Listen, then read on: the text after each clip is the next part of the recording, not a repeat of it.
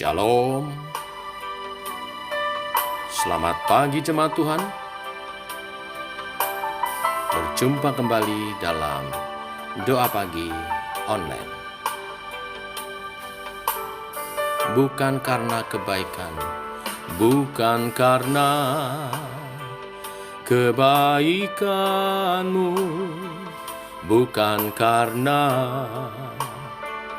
fasih lidahmu, bukan karena kekayaanmu. Kau dipilih, kau dipanggilnya, bukan karena kecakapanmu, bukan karena baik rupamu, bukan karena kelebihanmu. Kau dipanggil, kau dipakainya, bila engkau dapat, itu karenanya. Bila engkau punya semua daripadanya, semua karena anugerahnya diberikan kepada kita. Semua anugerahnya bagi kita, bila kita dipakainya.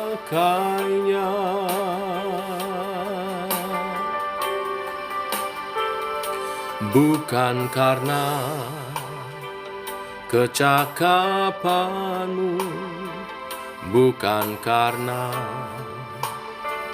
baik rupamu, bukan karena kelebihanmu. Kau dipanggil, kau dipakainya, bila engkau dapat, itu karunia-Nya. Bila engkau punya semua daripadanya, semua karena anugerahnya diberikannya pada kita. Semua anugerahnya bagi kita, bila kita dipakainya.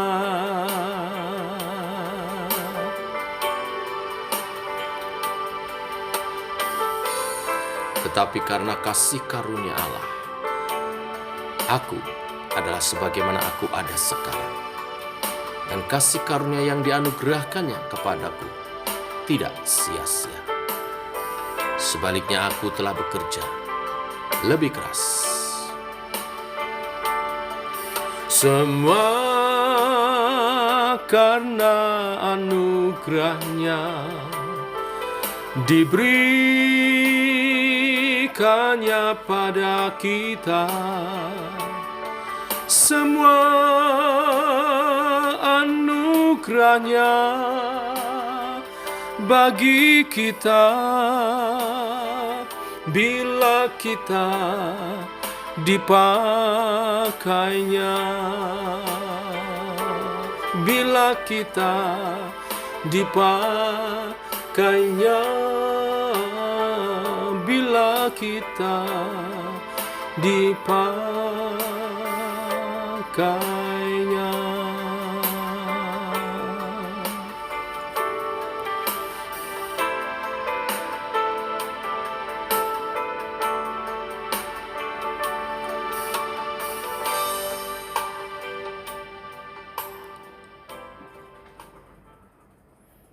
Semua karena anugerah-Mu Tuhan. Sebentar kami mau merenungkan kebenaran firman Tuhan. Bagaimana sesungguhnya hidup kami adalah anugerah Tuhan. Demikian juga dalam pelayanan kami di gereja. Ajar kami menyadari anugerah-Mu ini sehingga kami mensyukuri pelayanan yang Kau beri kepada kami dengan sikap yang baik, sikap yang benar terhadap sesama rekan pelayanan, juga terhadap pelayanan itu sendiri. Berfirmanlah Tuhan, kami siap mendengar. Dalam nama Tuhan Yesus kami berdoa. Amin. Bapak Ibu, kita lanjutkan renungan firman Tuhan pada pagi hari ini. 1 Korintus pasal 3 ayat 1 sampai dengan yang ke-9. Demikian firman Tuhan. Dan aku, saudara-saudara, pada waktu itu tidak dapat berbicara dengan kamu seperti dengan manusia rohani, tetapi hanya dengan manusia duniawi yang belum dewasa dalam Kristus. Susulah yang kuberikan kepadamu. Bukanlah makanan keras, sebab kamu belum dapat menerimanya, dan sekarang pun kamu belum dapat menerimanya. Karena kamu masih manusia duniawi. Sebab jika di antara kamu ada iri hati dan perselisihan, bukankah hal itu menunjukkan bahwa kamu manusia duniawi dan bahwa kamu hidup secara duniawi? Karena jika yang seorang berkata aku dari golongan Paulus dan yang lain berkata aku dari golongan Apolos, bukankah hal itu menunjukkan bahwa kamu manusia duniawi yang bukan rohani? Jadi apakah Apolos, apakah Paulus? Pelayan-pelayan Tuhan yang olehnya kamu menjadi percaya, masing-masing menurut jalan yang diberikan Tuhan kepadanya. Aku menanam, Apolos menyiram, tetapi Allah yang memberi pertumbuhan. Karena itu yang penting bukanlah yang menanam atau yang menyiram, melainkan yang memberi pertumbuhan. Baik yang menanam maupun yang menyiram adalah sama, dan masing-masing akan menerima upahnya sesuai dengan pekerjaannya sendiri. Karena kami adalah kawan sekerja Allah, kamu adalah ladang Allah, bangunan Allah. Amin. Bapak Ibu, jemaat Korintus adalah jemaat yang kaya dengan berbagai macam talenta dan karunia. Secara kasat mata mereka sepertinya rohani dalam pelayanan. Mereka giat dalam pelayanan dan berbagai karunia-karunia nampak dalam pelayanan mereka. Namun di perikop suratnya kali ini, Rasul Paulus malah menyebut mereka sebagai manusia duniawi. Mengapa? Sebab ada benih perselisihan di sana. Benih perselisihan itu adalah iri hati, di mana ada muncul arogansi kelompok yang saling membanggakan dirinya, yaitu golongan Paulus, Apolos, Kefas, dan Kristus. Ya, nanti disambung sampai dengan ayat 12. Masalah seperti ini bila dibiarkan bisa menjadi perpecahan di tengah jemaat. Nah, untuk mengatasi perselisihan tersebut, Rasul Paulus menasihati supaya jemaat tidak berfokus kepada manusia, tetapi kepada Allah. Paulus mengingatkan kembali tentang status orang percaya di hadapan Allah. Baik dirinya dan rasul-rasul yang lain adalah kawan sekerja Allah, dan jemaat Tuhan adalah ladang bangunan Allah. Tugas utama semuanya adalah memuliakan Allah lewat pelayanan, bukan memuliakan diri sendiri. Adalah suatu anugerah jika kita dipanggil Tuhan untuk melayani Dia atau bekerja di ladangnya. Tuhan memilih dan memakai kita untuk menjadi alatnya, bukan karena kita lebih hebat, lebih kuat, dan lebih pintar dibanding dengan orang lain. Keberhasilan kita dalam pelayanan bukan karena kuat dan gagah kita, tetapi karena Roh Tuhan yang bekerja di dalam kita. Sehingga janganlah kita berkata suatu gereja itu menjadi besar karena saya, karena peran saya, karena pelayanan saya. karena mujizat yang saya buat. Tidak. Bahkan bukan kita tidak boleh berkata karena doa-doa saya. Rasul Paulus berkata, aku menanam, Apolos menyiram, tetapi Allah lah yang memberi pertumbuhan. Yang terpenting bukan siapa pendetanya, siapa gembalanya, siapa pengkhotbahnya, siapa pengurusnya, melainkan Tuhan sendiri yang memberi pertumbuhan. Semua pelayan Tuhan, baik itu gembala, rohaniwan, pengurus, pemimpin pujian, guru sekolah minggu, hanyalah kawan sekerja yang bekerja sama dengan Tuhan untuk memelihara ladang Tuhan, bangunan Allah, yaitu jemaat Tuhan.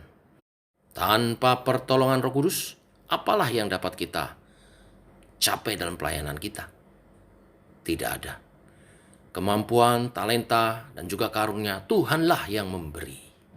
Ibarat mendirikan sebuah rumah, kita adalah tukang-tukangnya, sedang Tuhan adalah pemberi modal, penyedia bahan bangunan, dan pemilik sesungguhnya. Jika Tuhan tidak menyediakan modal, tidak menyediakan bahan-bahan dan alat-alatnya, mungkinkah kita bisa membangun sebuah rumah? Tidak seharusnya kita menjadi sombong dan memegahkan diri, karena kita tak lebih dari seorang hamba atau pelayan yang bertugas untuk melayani Tuhan kita. Lukas 17 ayat 10 mengatakan, apabila kamu telah melakukan segala sesuatu yang ditugaskan kepadamu, hendaklah kamu berkata, kami adalah hamba-hamba yang tidak berguna. Kami hanya melakukan apa yang kami harus lakukan. Tanpa pertolongan Roh Kudus, kita tidak mungkin bisa memenangkan jiwa sekalipun bagi Tuhan. Segala kemuliaan hanya bagi Tuhan. Segala apa yang kita kerjakan, hasilkan bagi kemuliaan nama Tuhan. Mari kita berdoa. Bapa, kami mengucap syukur untuk hari yang baru dan berkat firman Tuhan yang menyertai hari ini. Engkau mengingatkan kepada kami bahwa segala pencapaian sesungguhnya adalah kasih karunia anugerah Tuhan, khususnya dalam kami melayani bersama di gereja-Mu Tuhan. Ajar kami tetap fokus kepada Tuhan, Sang pemilik gereja, dan membawa kemuliaan hanya bagi-Mu.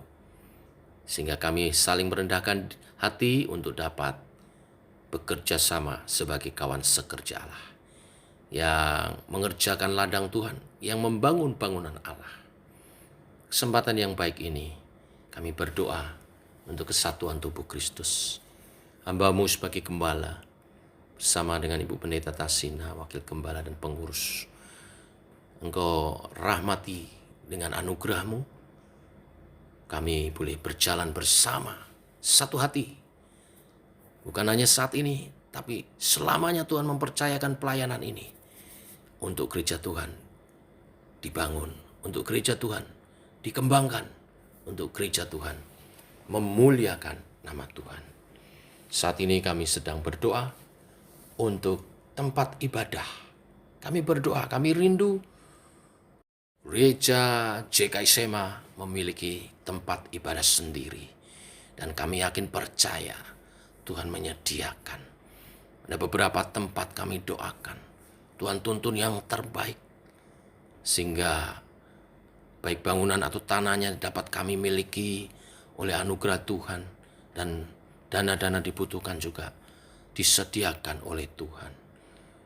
Tuhan memberkati gereja-Mu melalui usaha pekerjaan umat-Mu yang disukseskan, yang diberkati dalam kelimpahan untuk mendukung dana pembelian gereja ini Tuhan, bangunan ini Tuhan, tanah ini Tuhan. Kami percaya Tuhan menyatakan berkat-berkat-Nya mulai dari hari ini dan seterusnya sampai gereja boleh dimiliki. Kami percaya itu Tuhan, Engkau menyediakannya. Jemaat-jemaat Tuhan yang berkomitmen, pengurus yang berkomitmen, Tuhan bukakan jalan usaha pekerjaannya dalam kelimpahan yang daripada Tuhan. Tagihan-tagihan yang macet dibukakan dan berkat-berkat dicurahkan. Kami percaya sehingga nama Tuhan dimuliakan karena kami bekerja, kami berkarya untuk kemuliaan nama Tuhan, untuk mendukung pekerjaan Tuhan ini dinyatakan. Terima kasih Tuhan. Kami berdoa secara khusus untuk pekerjaan usaha daripada umat-Mu yang berdagang, Tuhan berkati. Yang membuka tokonya, Tuhan berkati. Membuka showroomnya, Tuhan berkati. Yang Tuhan bekerja secara mengelola usaha, Tuhan berkati. Yang membuka apoteknya, usahanya, Tuhan berkati. Yang bekerja di perusahaan-perusahaan, Tuhan berkati. Yang mengelola usahanya mandiri, wira swasta, berdagang baik online maupun secara langsung di toko-toko, Tuhan berkati. Yang mengelola perusahaan, pabrik, Tuhan berkati. Nama Tuhan dipermuliakan. Terima kasih Tuhan. Beri kesehatan semuanya supaya dapat berusaha dan memuliakan Tuhan. Beri pertolongan dan perlindungan dan hikmat Tuhan supaya tangan kami, usaha kami meraih rezeki untuk kemuliaan nama-Mu. Demikian doa-doa kami secara khusus. Kami berdoa untuk kebutuhan gereja akan tempat ibadah dan juga pekerjaan daripada umat Tuhan. Terpuji nama-Mu, Engkau yang menjawab doa umat-Mu, Engkau yang mencurahkan berkat-berkat-Mu. Dalam nama Yesus kami berdoa. Amin. Demikian saudara, doa pagi kita. Selamat pagi, selamat bekerja, selamat berjalan bersama dengan Tuhan. Shalom, tetap sehat, tetap semangat.